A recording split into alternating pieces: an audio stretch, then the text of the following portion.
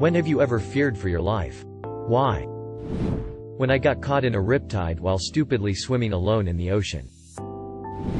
I wrote about this in another post, but I lived with my abusive ex for about a year because I ran away from my dad's side of the family, which was also abusive sexually. When I went to live with my mom, she said the apartment was too small for the both of us and that I should stay with my boyfriend in public housing because she wasn't used to dealing with me as an adult. The last time I lived with her I was 7 years old. My ex's anger definitely went up several levels during our relationship. It started by him pushing me when he was upset. Then he would be upset at his mother and throw glass and yell. We had one scary situation where he actually lifted the stove from the hinges because he was so upset at his mother for asking him to clean. One day I came back to his house and I noticed his apartment door was still open. His mother was crying, and as I peeked through the door I saw him standing there with a large knife close to her neck. I immediately pushed him and asked him what his issue was and told him it was nuts to be that upset. He looked me straight in the eyes and said, "Oh, you want to be involved? I'll make sure you're involved today."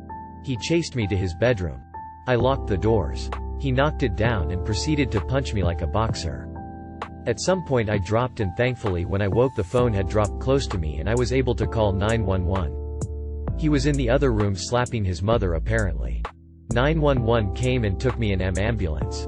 I had 2 kidney contusions and 2 broken fingers. That night haunted me for years and still gives me chills. 7. 2 earthquake in Japan made the apartment I was in wobble like jello. Tried to stand up in my chair and walk away from the window. Ended up crawling away and having a small bookcase spill my books on me. Spent a few seconds leaning against the inside wall, sliding closet. Looking at the ceiling and having a very vivid picture of being crushed to death by collapsing concrete and debris. Slept outside for 2 nights after evacuating. Apartment did not even have a crack in it.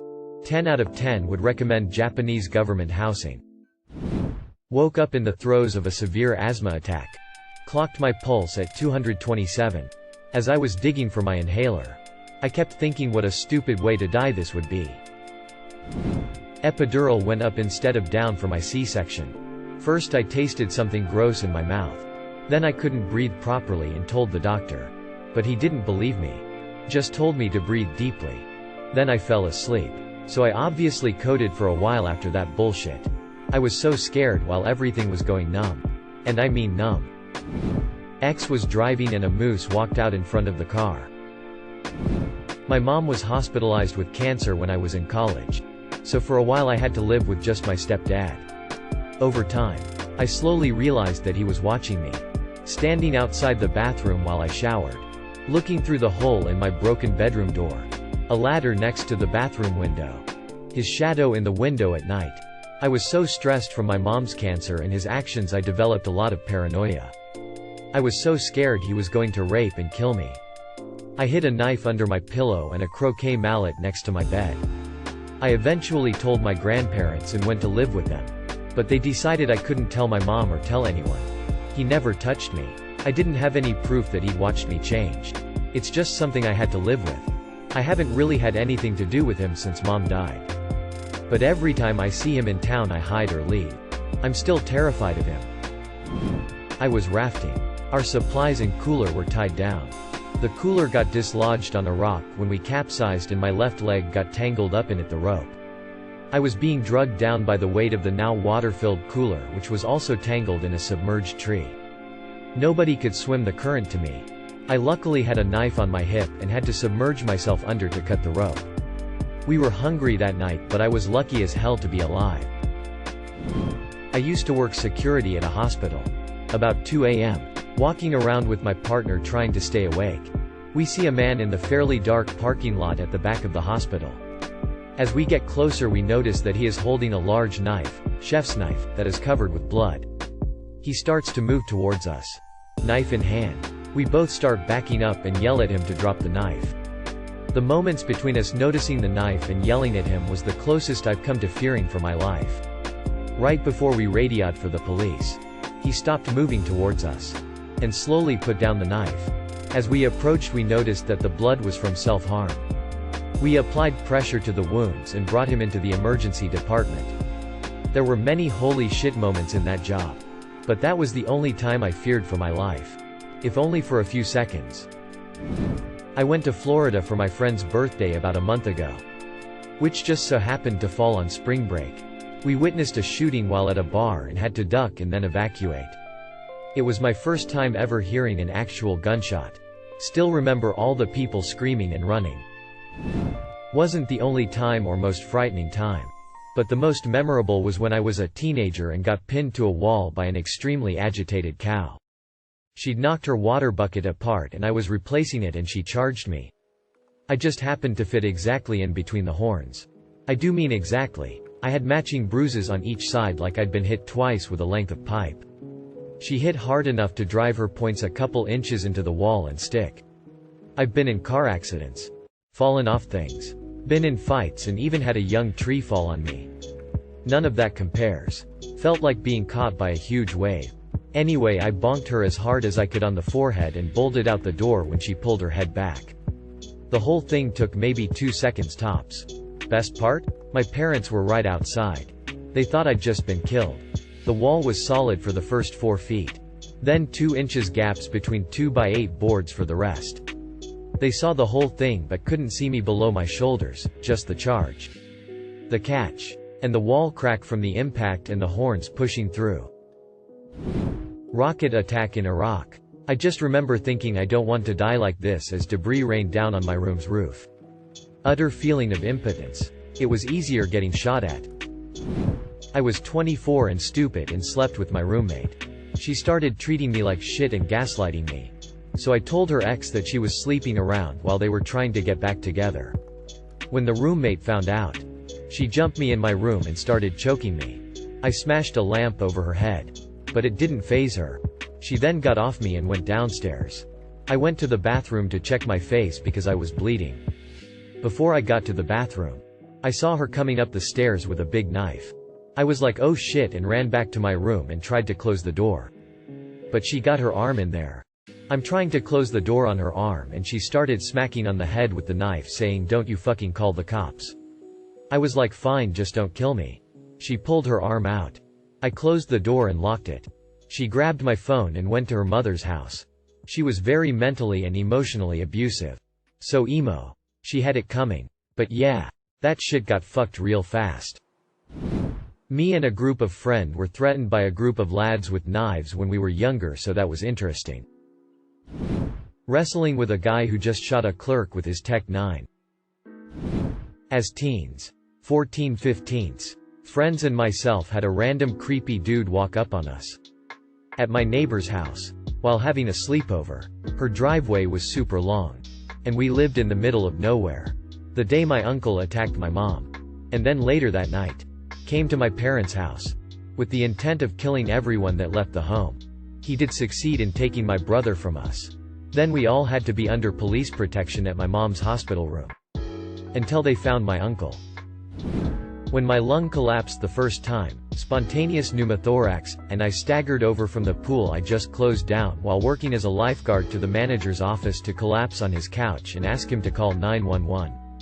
I remember my vision going black around the edges as I walked the couple hundred feet or so as the pain stabbed into my chest and neck like a knife. Never felt such pain before or since. Got hauled off in my first and only, so far, ambulance ride. It happened 4 more times after that, and hasn't happened for about 12 years now, so I got pretty used to it eventually. To the point where I walked into an urgent care and told them my lung collapsed yesterday and sleeping it off didn't work. The doc didn't believe me. And then apologized for not believing me after seeing the x-ray. He said I needed to go to the ER right away. I stopped to get Wendy's on the way and then finally got the chest tube and multi-day inpatient stay I'd been trying to avoid. That was the last, and hopefully final, time. Years and years ago went on a 911 call for a overdose. Arrived on scene to an open door. 0 PD response because they had no available units. So we looked in and saw a young male not breathing on a couch with his sharp literally on the floor next to him. Takes us seconds to confirm, basically it's a heroin OD. We start to breath for him essentially, and at that time as EMT we weren't allowed to carry Narcan. So as my partner comes in with gurney to move this guy over, his roommate runs in with a pistol and just is yelling and screaming that they didn't do drugs and that he'll fucking kill us if we say he did or tell anyone that he did. So we're basically shitting ourselves at this point. Thankfully a PD unit had cleared their other call and made their way over. Just as we were getting on scene, and we just didn't know. Because they arrived and got this guy's attention and ended up shooting him when he pointed the gun their way. We ended up pronouncing the guy who pulled the gun on scene. And the original OD patient we transported, and he ended up being fine. Scary shit. Made me completely rethink how I ran calls from then on out. I have a more lighthearted one. I heard strange noises from my basement and though someone broke in. My heart was racing and I didn't know what to do. I kept listening down the stairs at the noise and decided it wasn't human. Turns out a woodpecker came down the flue and out the access hatch and was flying around. I managed to shoo him out the door and breathed a sigh of relief. Got swept out into the Solent on a riptide. In retrospect, riptide and Solent meant I wasn't really gonna go anywhere. But even so, 12-year-old me wasn't thinking like that. 0/10 would not recommend. I hydroplaned when someone brake-checked me. And ended up in a ditch. I was fine, my car was fine. My heart rate was going insane. This is like medical related. Not a situation like in most other replies.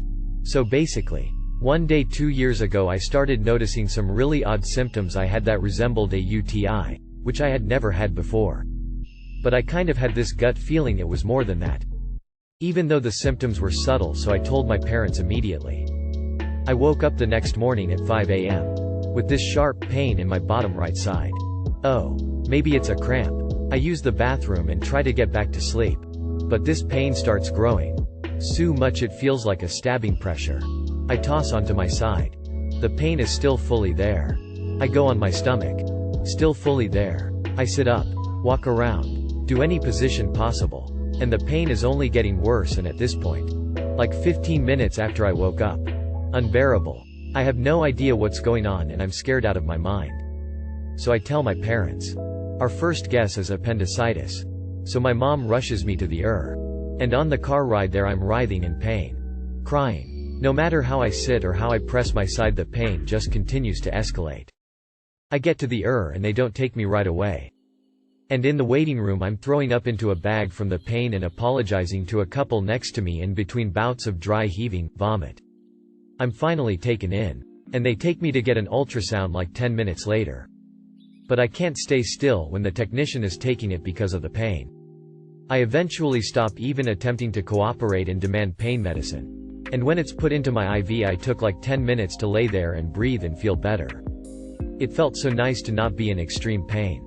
Anyways, I had a kidney stone. A tiny little kidney stone made me think I was dying and was genuinely the most painful thing I've experienced in my life. I remember asking my mom on the car ride over if I was dying. Because we had no idea what it was and why it was only getting worse. It's a genetic thing for me. But if you're reading this, drink water. Got shocked the other day. Work in the solar industry. I thought I was having a heart attack and that this was it.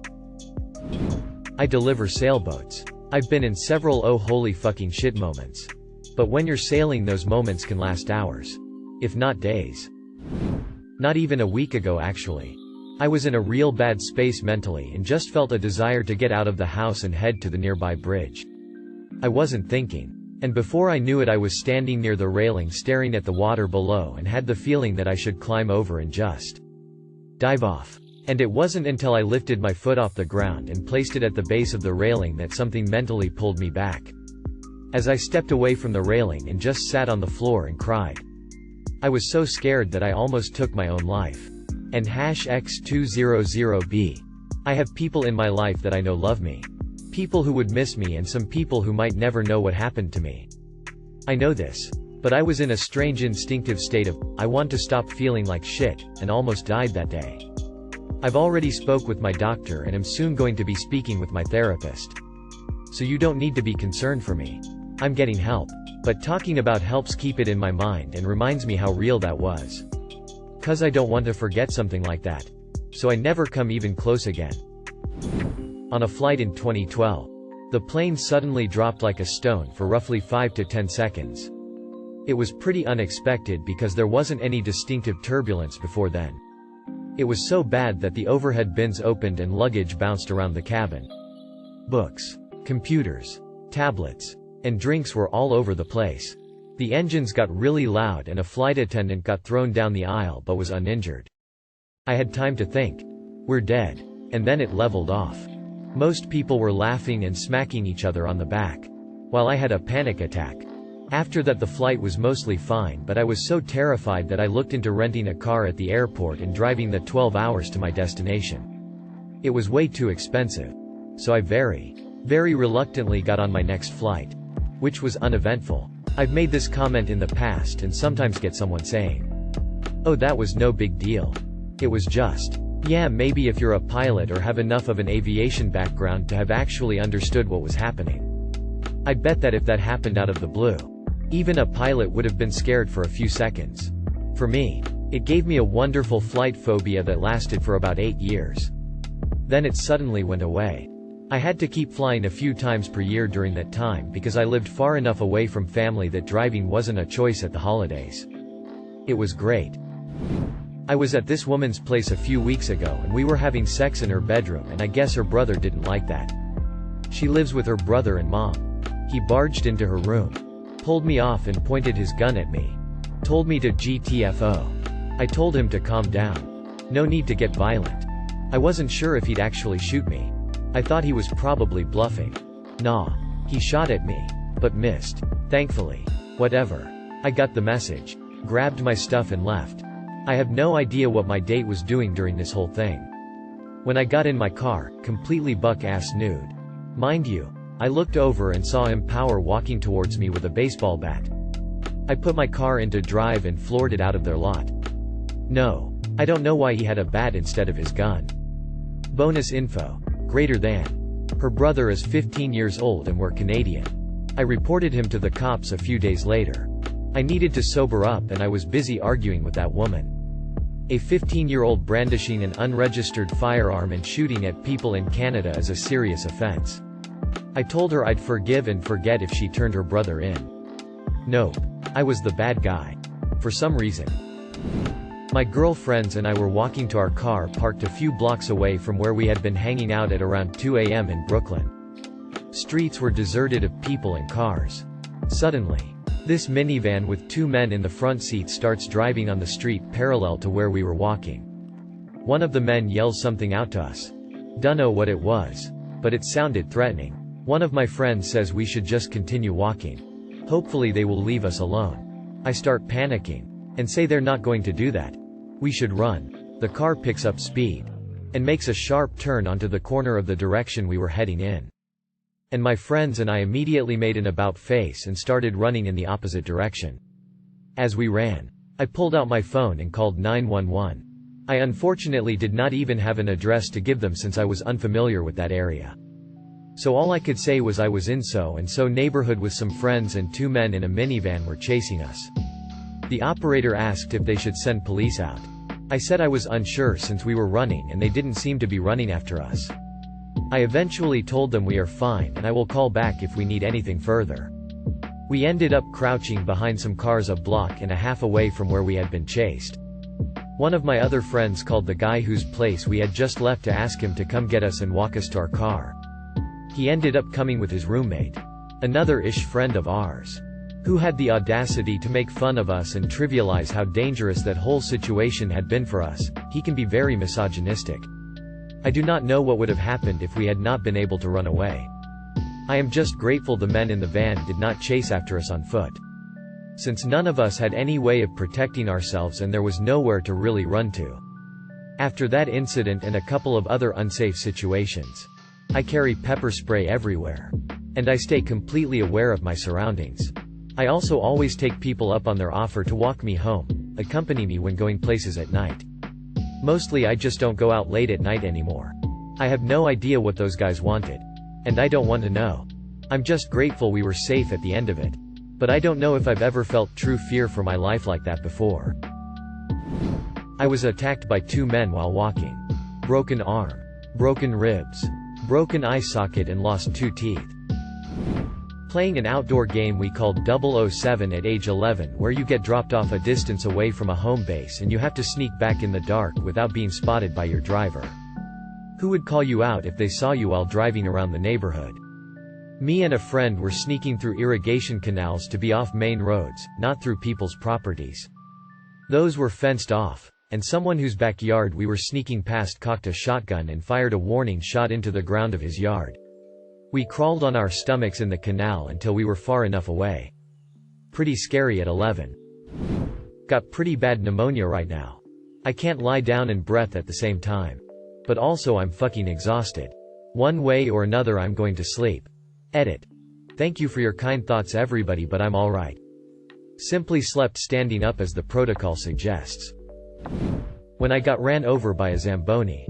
Used to throw shirts to the crowd at semi-pro hockey games when I went to college. Showed up absolutely blitzed. The regular Zamboni driver was gone, so it was a sub. Got hit by the Zamboni from behind and instantly it became an Austin Powers situation. While on the ground, I looked back, assessed the situation, and tried to get up several times. But, ice. Waited until almost my entire body was underneath it so I could brace myself against the tire with my forearm.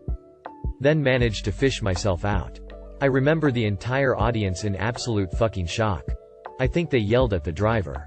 But the sub had no clue what was going on. Got taken back to a room right after and was let go.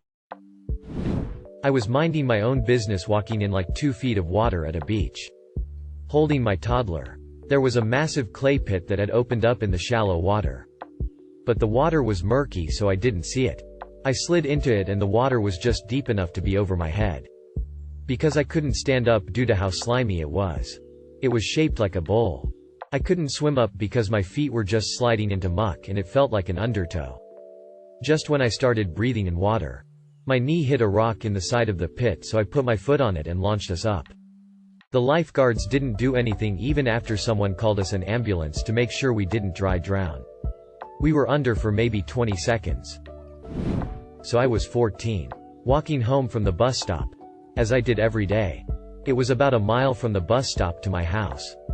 I'd walk home about halfway with a friend of mine. Before he turned off to go home. About 2 blocks from our bus stop. A guy started walking along with us. This was in a major city. So it wasn't the first time someone started randomly talking to us. What was weird was that he wasn't crazy or weird. He was pretty normal. He was asking about our lives. Asking about what was going on.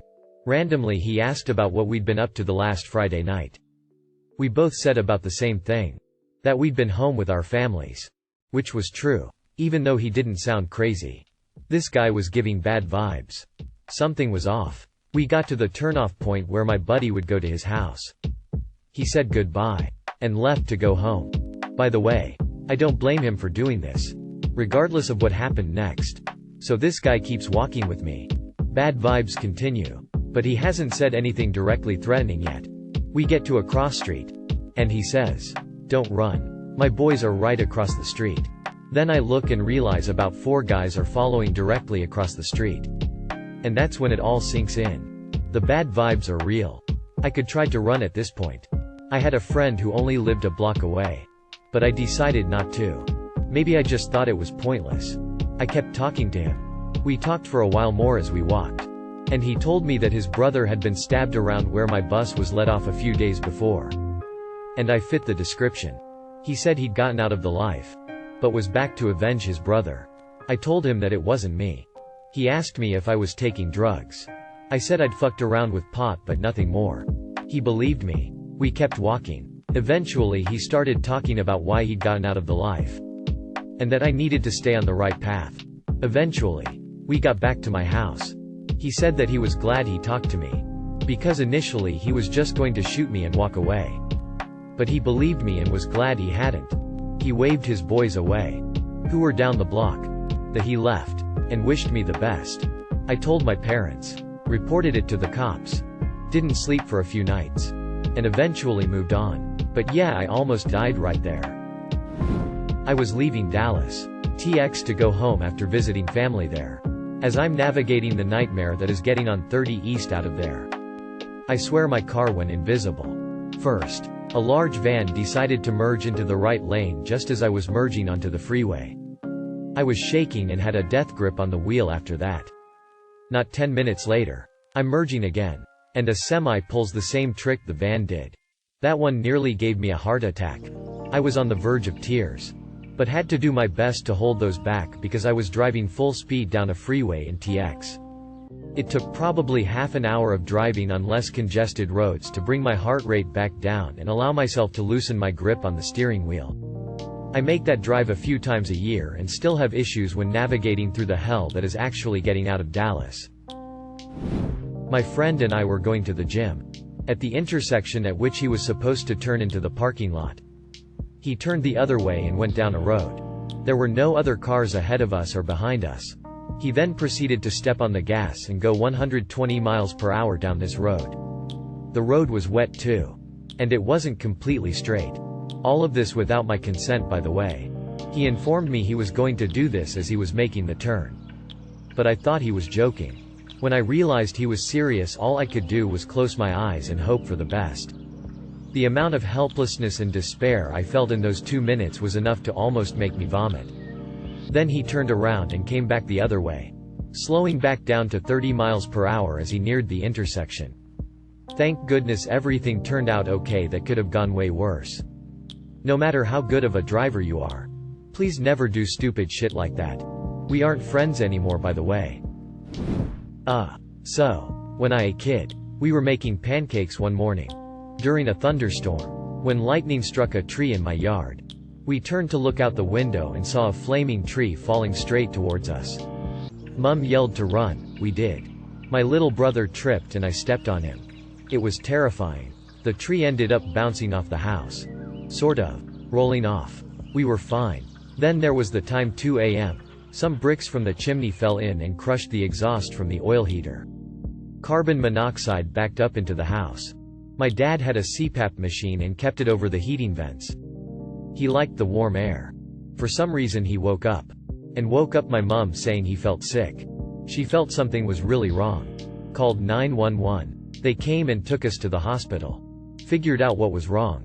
There was the time I was home alone for a weekend, and I was woken up by some people shooting at each other in front of my house, right outside my bedroom window. I just sort of stayed under my covers till it stopped. The next morning when I was walking my dog, the police were bringing a body bag out from an apartment building a few buildings down. So, I bought a car. And within a month someone had crashed into my parked car, demolishing the driver's side door. I got the door replaced. I get the car back. I go to work. I'm driving on the highway going 80 and the door flies open. The locking mechanism was broken. Holy fuck. So, I had an embolism. A vein in my brain collapsed. I had brain surgery and now I have a stent in my brain keeping the vein open. And a never-ending migraine from the brain damage. You ever have a lumbar puncture go wrong, and get a low-pressure headache? All the cerebral spinal fluid in your head and spine leak out. Your brain has no cushion and it's just sitting on skull. The pain is unimaginable. Wish for death level. The amount of morphine we'd have to give you would kill you. We can't help you, level. There's probably more. But you start to forget some when it happens so often. When I got chased by a murderer in the woods. He'd killed a corner store owner in a robbery gone bad and tried to dispose of the body in the woods. Boogie boarding as a kid. Crashed on a good wave in. The board got caught in the undertow and dragged me out to sea. Then floated up. Got caught in a big wave. Came back and smacked me, still going the other way in undertow, in the back. And then dragged me back to shore. Then the undertow caught it again and dragged me down and back out again. With me underwater with no breath the entire time. Incoming mortar attacks on multiple occasions in Iraq. My car spun out going about 55 on the highway. Went across 4 lanes of traffic. Somehow only hit one car before crashing into the center divider. I was grabbed off the street and thrown into a van and was sexually assaulted. They dumped me back on the side of the road in bad condition. I managed to pick myself up after a while and drag myself home. I still have nightmares about it. Had my first heart attack at the ripe old age of 32. I didn't know that it was a heart attack because when it started, it was more like the pressure that comes with congestion. I'm young enough that even as the pressure and eventually the pain that came on was not anything that made me think, hey, I'm having a heart attack. I had to work that day, so even with worsening symptoms, I shower, grab my stuff and head to the bus stop I used to get to my job. After I get on the bus, the pain starts to ramp up. But I'm still being stubborn. Having no health insurance at the time may have also impaired my judgment. So I make up my mind to just tough it out and go to work. The bus felt like it was going way slower than usual, hitting every stop for full off and unloading of passengers. Halfway to my job, I can hardly breathe and the pain is getting to a point that is scaring the shit out of me. Then I had this bizarre moment of clarity. When my heart attack finally ramped up to a whole new level, one thought: if I don't get help, I'm going to die. In my life up to that point, I had moments that left me shaking and laughing, to deal with what had just happened, about dodging death. I had fallen out of trees as a kid, fell off the roof of our house while helping my dad put on a new roof, went flying over the handlebars of my bike into oncoming traffic when the front tire dropped into a sewer grate. I almost got crushed between two cars. Things that could have killed me, but didn't leave me with anything more than the thought that I could have died. The heart attack was something else. Something unique. I've had more than one heart attack now. And the pain has been different for each as they have been in different parts of my heart. The right coronary artery feels different from the circumflex. And both were nothing compared to when my lad was 99% blocked. But there's a chilling difference between the thought, whoa, I could have died after an accident, and the certainty, when I was having my first heart attack, of if I don't get help, I am going to die. Death, as in my mortality, didn't seem quite as real when I had dodged it. But the inescapable presence of death, as a tangible thing, at that moment in time, let me know that it was coming for me, and still has a visceral place in my brain to this day. Subsequently, I'm much calmer and less bothered by the thought of death. I accept it as the one fair thing in life. The when, the why, and the how are rarely fair. But everything dies. Hell, even our sun will die someday. I believe death and our mortality can either makes us good people, or drives us to be the worst we can be. I was in medical school and a code silver was called. Didn't know what was going on until everyone was barricading all the doors and everyone was hiding in a single office which was barricaded with chairs. I soon found out that a code silver was an active shooter. We heard screaming from upstairs and shooting. A few minutes later smelled smoke and water was dripping from the ceiling. The shooter tried to light the hospital on fire before he took the gun to himself, and the sprinkler systems kicked in and flooded the entire hospital. When evacuating, and we were even afraid to open the doors from our barricaded door for the cops because we didn't know whether we could trust them due to the chaos. It was back when I was 8. And I was floating in the ocean on one of those round donut things, forgot what they're called. I was having fun until I had drifted so far off that my dad needed the help of a lifeguard to get me. In those moments of being so far out, I thought I either going to get eaten by a shark, eventually, or just float forever until I died. We were sweeping an apartment building that was pointed out to us by the intel guys. We were on the 2nd floor when they started pounding the fuck out of the building with mortar fire. There were quite a few casualties but no fatalities on our side somehow. That was the first time we took that kind of mortar fire, but for the next few weeks it was damn near every day. I was maybe 7 years old in a massive swimming pool. I somehow ended up in the deep end and started drowning expeditiously. All hope was lost. I was starting to realize that my time has come, since not a single person has even realized I was drowning. Fast forward 30 seconds. I see a random set of legs swimming to my direction. Instinctively, I grab their ankle and drag them down with me. Thank goodness that person ended up being my sister. And she was a half-decent swimmer and was able to get us both back up for some fresh air. To this day I don't like to go swimming. Early December of last year, me and some mates were at a small beach town southwest of Western Australia. There was a small island just off the shore, maybe 200 meters or so, that seemed within swimming distance. I was a very confident swimmer as I grew up in Australia, and knowing how to swim here is like knowing how to tie your shoes. So we set off to the island. Around 3/5 the way there I realized I was getting really tired. So I was stuck with two options. Continue to the island, which was now slightly closer, and get my breath back to eventually return to the mainland. Turn back to the mainland. I chose 2. My friends continued to the island, clearly a lot more fit than I was. Upon turning back I realized just how far we'd gone from the mainland. This is where I started to panic.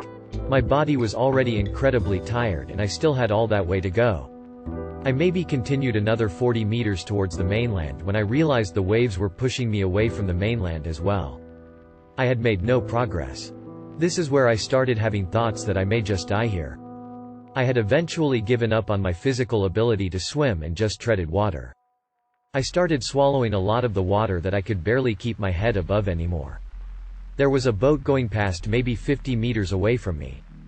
I managed to let my last bit of strength out to scream for help.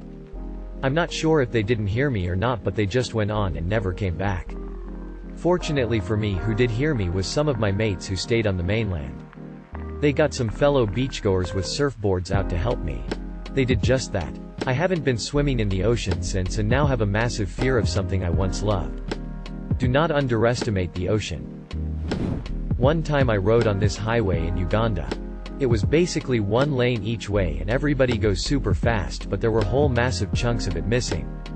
Like potholes were whole lanes wide. The drivers would play chicken with oncoming traffic. Afterwards I talked to my aunt who had lived in Africa for a while and she goes, "Yeah. Really makes you resign yourself to death, doesn't it?" Other than that, when I had COVID it was after my first 2 rounds of the vaccine, so I assumed I was fine, but it got worse and worse, and the 3rd night I went to bed and I was in so much pain and couldn't really breathe. I took a bunch of NyQuil and just hoped I'd wake up in the morning. Oh, and for some reason I totally forgot about this one until just now, but no joke, I one time almost choked on a turkey burger. I was at a hotel and ordered room service by myself. I ate this burger and took way too big a bite and just couldn't do it. I was really pretty seriously choking. I couldn't tell you how long I was struggling, but I was on the floor at one point and eventually I think I barfed it up? I kind of don't remember. It was so weird and awful and surreal, I just kind of cleaned myself up and pretended it didn't happen and didn't think about it for like almost 20 years until just now, haha. I have a nut allergy that is very deadly even with an EpiPen. Cashews are the worst, and even some dusting from one is basically guaranteed death. A big chunk of my family have decided they are gluten-free and vegan now because they felt like it. I've almost been killed by my grandma forgetting that they used cashew butter or milk to make something many times. I've had to leave family dinners because, even when they make a plate for me of stuff that won't kill me, I'm not interested in spending time around people who will kill me if they breath on me too much. Plus I don't trust there was no cross-contamination. They only ever want to eat at gluten-free vegan places. But when I go there the options are like plain gluten-free crackers or actual death. I realize that gluten-free people and vegans are limited in their dietary choices. So when we eat at other restaurants they are the ones lacking in options. But, as selfish as it sounds, that was the choice they made. Nothing wrong with making that choice. But personally I feel like if you're making the decision then you should be prepared to deal with the downsides. Ideally there wouldn't be a problem for either person. But life is rarely ideal. Another aspect that makes it awful is that I'm the bad person. Apparently. I don't feel comfortable eating anything when there is a cross-contamination risk. So I'll just skip a meal or refuse to eat the one especially made to not kill me. I know that last bit is rude. I get it. But it's literally life or death and I'm not taking that risk. This kind of sounds silly. And I guess I didn't actually almost die, but it's still extremely stressful and has resulted in me not being invited to family dinners since no one wanted to make food that is safe for me. This was as much a cathartic rant as it was an answer to the thread topic. Again, all power to gluten-free and vegan people and all power to people that want to manage their diet. My brother is very mentally ill. We suspect he's some combination of autistic, bipolar, and schizophrenic. When we were kids, he frequently told me in great, painful detail about how he wanted to kill our family and me. Blocking the doors and windows, then lighting the house on fire. Dragging me to the woods and flaying me. Stealing Dad's guns and shooting us. He would have huge fits of rage. He'd throw stuff around and hit me and threaten to kill everyone and then himself. Of course, he was just a kid. He could be easily overpowered by our parents. But he was very physically strong and smart. And I was younger, weaker, and believed he could kill me if he wanted. This went on from my early childhood up until I moved out. Every time he would have an outburst, I would hide and message my friends that I loved them, and if anything happened that was my brother. Once, when I was older, I called the police on him. They didn't do anything. Of course, there wasn't anything they could do. When they left, he exploded. I was terrified. Luckily, instead of risking hurting me or my mom, he ran off into the woods and dealt with shit out there. I guess he screamed and broke shit until he somewhat calmed down. This was a common occurrence. My whole life I've been terrified of him. Now that we're older, we have a decent relationship. But I'm deeply traumatized from growing up with him. Thank you for watching. If you enjoyed this video, don't forget to drop a like. If you would like to see more content like this in the future, subscribe and turn on notifications to be notified about future videos. Now check out one of these interesting videos.